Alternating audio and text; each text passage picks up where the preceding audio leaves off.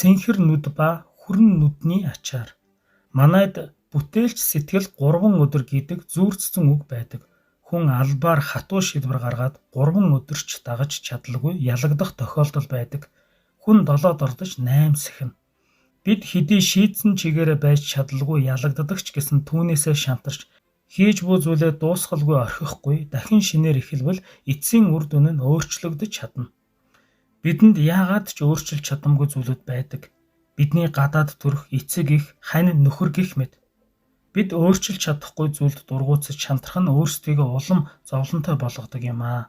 Би хаяа гэр бүлийн талаар зөвлөгөө өгөх үед хадам ихээ асардаг эхнэрүүдтэй тааралддаг. Тэд нар хадам ихээ асардаг учраас дургуутсал бухимдлыг байнга авч хуурлаж байдаг. Хадам ихээ зайлшгүй асрах болсон тохиолдолд байнга дургуутсан шантрах нь өөртөө болон эргэн тойрныхондоо уурлахаас биш үүнээс олж авах ашигтай зүйл гэж нэгч байхгүй гэдэг.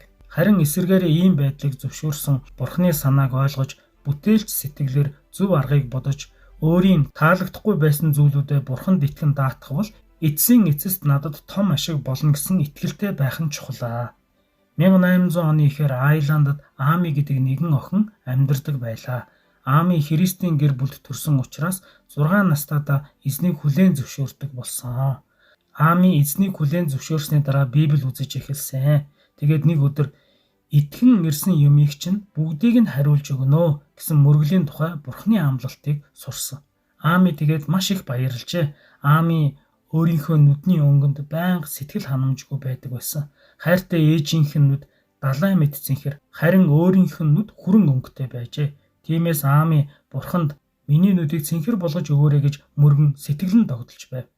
Тэр өдрийн орой Ами орон дээрээ доошоо харан маш их итгэн хичээнгүлэн залбирч байлаа. Бурхан минь ээ, миний нүдийг ээжийнх шиг цэнхэр болгож өгөөрэй. Есүсийн нэрээр мөргөе. Амен гэжээ.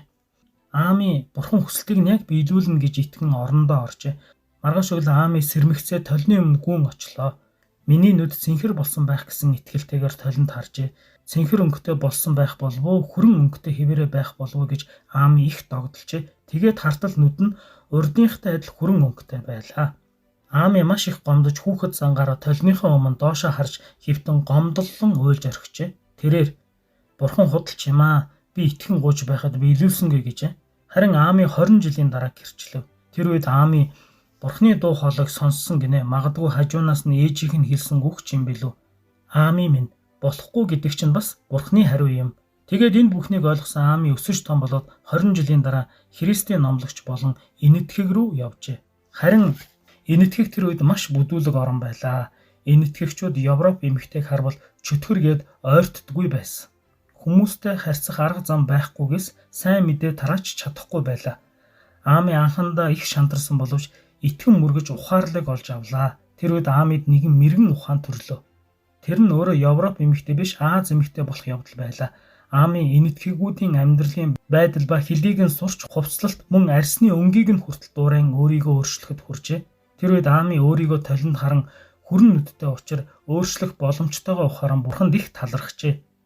Амигийн бүх амьдралыг сайн мэдэж төлөвлөсөн Бурхан Амид хамгийн сайн юмыг өгсөн байлаа. Ами толинд харах болгондоо цэнхэр нүдтэй бол хичнээн сайхан байх байсан бэ гэж боддог байсан боловч хүрэн нүднийхээ ачаар эзнийг магтан дуулж сайн мэдээг дэлгэрүүлж чадсан ажээ.